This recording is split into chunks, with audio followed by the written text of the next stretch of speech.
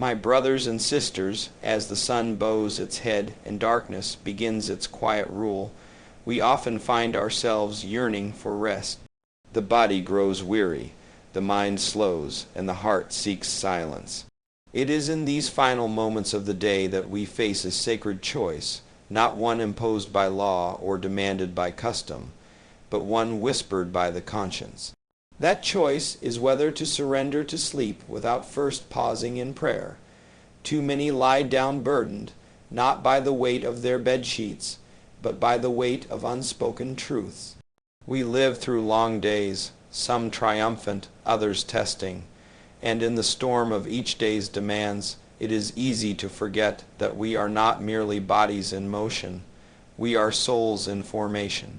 If we rush to sleep without stillness, without acknowledgement, without a quiet conversation with something greater than ourselves, we rob ourselves of the very nourishment that rest is meant to bring. There is a reason why the moments before sleep are powerful. The night is a kind of judgment. It does not ask us to prove ourselves, but it invites us to be honest, to reflect. It strips away performance and pretense. In the silence of the night, titles mean nothing. Achievements shrink. All that remains is who we truly are. That is the moment we must choose to pray, not just with words, but with attention, with presence, with humility. Prayer, in this sense, is not mere ritual. It is not the repetition of words that hold no meaning to the heart. It is a reckoning with the day that has passed. It is an inventory of our thoughts, our actions, our silences. Did I speak with kindness? Did I lift someone up when I could? Did I look away when I should have stepped forward? And where I failed, did I learn? These are not questions for the world, they are questions for the self, and they are best asked on the edge of sleep, where the soul is soft and the truth can be heard. Too often we allow the world to tell us who we are. We wear the day's criticisms like chains. We believe that we are no more than the mistakes we made. But when we pray, truly pray, we confront the day not with fear, but with honesty. And in that honesty, there is liberation. To speak the truth before we sleep is to claim our power back from the voices that try to define us. It is to say, "This day may have bruised me, but it has not broken me. I am still here. I am still learning. I am still becoming." There is dignity in ending the day with prayer, even if all we can say is, "Thank you." Even if all we can offer is a sigh of survival, it is not the length of the prayer that matters. It is the sincerity. It is the stillness. It is the simple act of acknowledging that this day was a gift, even if it came wrapped in hardship. Gratitude at day's end is not a sign of weakness. It is the mark of a heart that refuses to become hardened. When we do not take time to reflect, we carry our burdens forward. We turn yesterday's pain into tomorrow's bitterness. But prayer cuts that chain. It invites us to lay down not just our bodies, but our fears, our regrets, our restlessness. It says, "Let this day end, let it go, let it teach, let it be." And in doing so, we prepare ourselves for the day to come not as wounded creatures, but as whole human beings, aware of our flaws but also of our strength. Some may say there is no time, that the day has drained them of all energy, but I say to you, if we do not have time to listen to our own hearts, then what have we truly gained from the day? If we do not pause to check the compass of our conscience, how will we know where we are headed? Before you sleep, close your eyes not in exhaustion, but in awareness. Let your final act of the day be one of intention. Speak to your Creator, to your ancestors, to your own soul, whatever name you give to that which holds you up when the world lets you down. Say what you must, ask what you need, reflect on what you've done, and do it not because someone told you to, but because the journey of life deserves witnesses, and your prayer is the witness to your day. My dear friends, each evening, when the sky deepens and shadows stretch across the land, we find ourselves standing at a quiet crossroads. One path leads straight to slumber, to shutting the eyes and silencing the mind. The other asks us to pause, just for a moment, and speak a simple word from the heart. Asterisk, thank you, asterisk. In a world that is constantly pulling us toward more striving, more proving, more wanting, gratitude is not just a gentle gesture. It is a powerful act of resistance. To say thank you before we close our eyes is not just to count our blessings. It is to remind ourselves that even in a world of uncertainty and pain, there is always something worthy of acknowledgement. That breath you are taking, that roof over your head, that lesson that came from the mistake, that hand you held, that meal, no matter how simple. These things, when viewed through the eyes of the soul, are not small. They are the quiet miracles we so often overlook. And yet, how easy it is to let these moments pass unnoticed. How often do we lie in bed replaying every frustration, every insult, every failure of the day? How often do we let our peace be stolen by all that went wrong, while forgetting all that went right? It is the nature of the world to feed us discontent. It tells us we are not enough, have not done enough, are not moving fast enough. And so we carry anxiety and restlessness like luggage into our sleep. But gratitude, true, deliberate gratitude, breaks that chain. It says, I see the beauty even here. I honor the gifts even in struggle. That kind of perspective does not come from comfort. It comes from courage. It is not born in ease, but in endurance. To say thank you at the end of a difficult day is to reclaim your dignity. It is to rise above the noise of complaint and find your voice in appreciation. You see, gratitude is not passive. It is not a quiet bow to what has happened. It is a declaration that no matter how the world tries to diminish our joy, we will find it anyway. To lie in the dark and give thanks is to say, I choose light, not because the day was perfect, but because even in imperfection, I saw something worth remembering. The powerful truth is this: gratitude grows stronger in adversity. It is easy to be thankful when everything goes well. But when the day has challenged you, when the winds have blown hard and the road has tested your feet, and you can still whisper, thank you, then you are not merely speaking, you are rising. You are showing the world and yourself that it could not steal your spirit. I have seen people with very little give thanks with wide smiles. I have known men and women who lost everything, yet still closed their eyes each night with gratitude on their lips. And I have learned that the richest soul is not the one who has the most, but the one who sees the most value in what they already have. That vision comes not from privilege, but from practice. It is built in the quiet moments, one prayer at a time, one night at a time. We cannot allow bitterness to take root in our hearts. We cannot afford to let resentment be the last thing we feed our minds before we rest. If we do, we will rise heavier than when we lay down. But if we feed ourselves gratitude instead, if we choose to focus on what gave us strength, what made us laugh, what helped us survive, then we will wake with more than just energy. We will wake with purpose. Every time you give thanks before sleep, you are planting something, not in the ground, but in the soul. Seeds of peace, seeds of resilience, seeds of joy. These things grow quietly, and when the storms of life come, and they will come, it is these roots that will keep you standing. So do not be fooled into thinking gratitude is soft. It is not a retreat. It is a revolution a quiet, steady revolution of the heart. And it begins with the choice to pray not with desperation, but with thankfulness. Never sleep without praying this prayer. My brothers and sisters, there are few burdens heavier than those we cannot see. A troubled conscience, an unforgiven wrong, a regret we have not spoken aloud. These are the chains many people carry into their sleep. They press upon the chest, they whisper in the quiet, and they twist themselves into our dreams. And so I say this to you not as instruction, but as truth earned through pain. Never go to sleep without seeking forgiveness. Forgiveness is not a gift we give to others.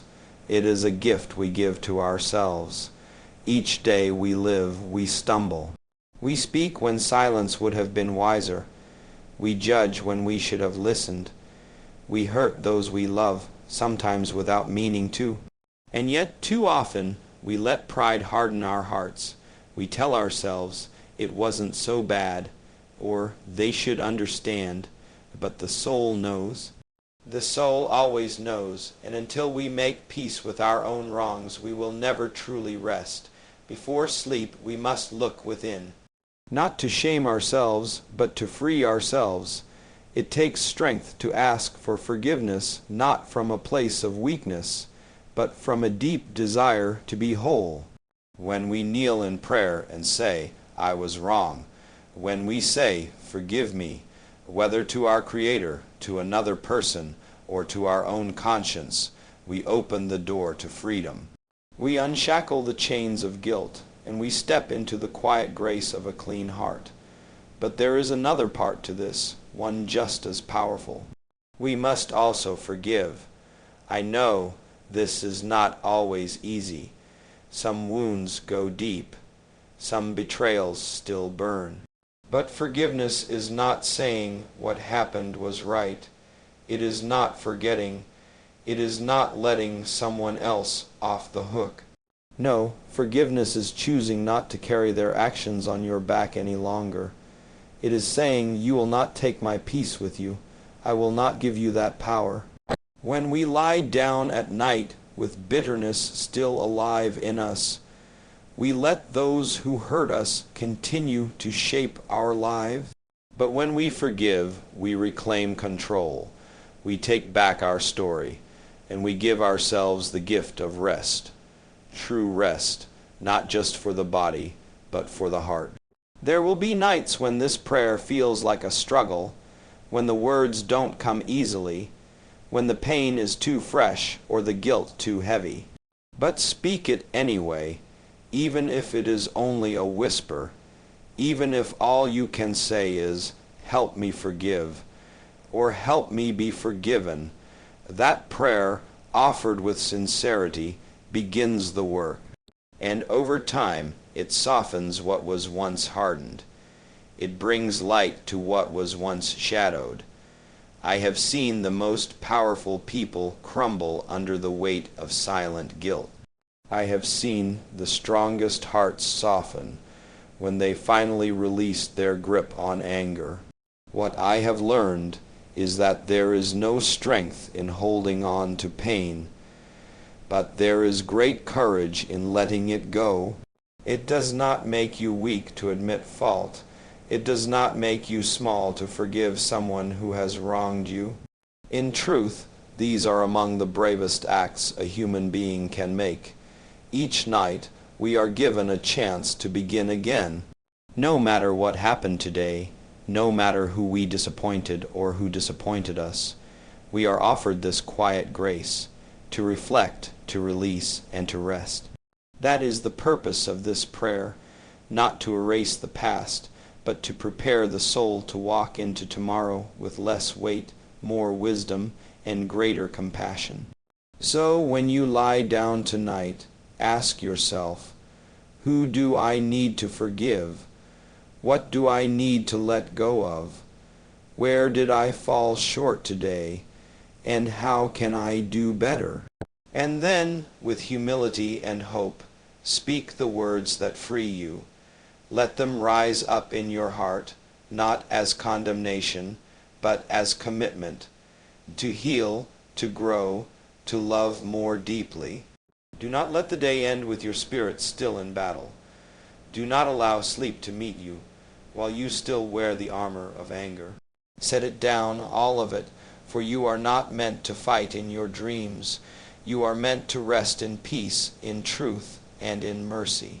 My dear friends, there is a silence that comes with the night, a silence not of absence, but of invitation. In that stillness we are given a choice. We can close our eyes and let sleep take us without a word, or we can plant something. A thought, a hope, a prayer. I believe with all my heart that the most powerful thing you can do before you sleep is to commit to hope. Not a blind hope, not a wish dressed in false comfort, but a deep, defiant hope. A hope that says, tomorrow I will rise again. We live in a world that can sometimes make hope feel like foolishness. We are surrounded by headlines that preach fear, by systems that seem too broken to mend, by lives too heavy to carry. And yet, even still, we dream, even still, we rise. That is not weakness. That is the stubborn strength of the human spirit. It is what carries a people through struggle, what lifts a child from the ashes of despair, what keeps us moving when everything around us says to stop.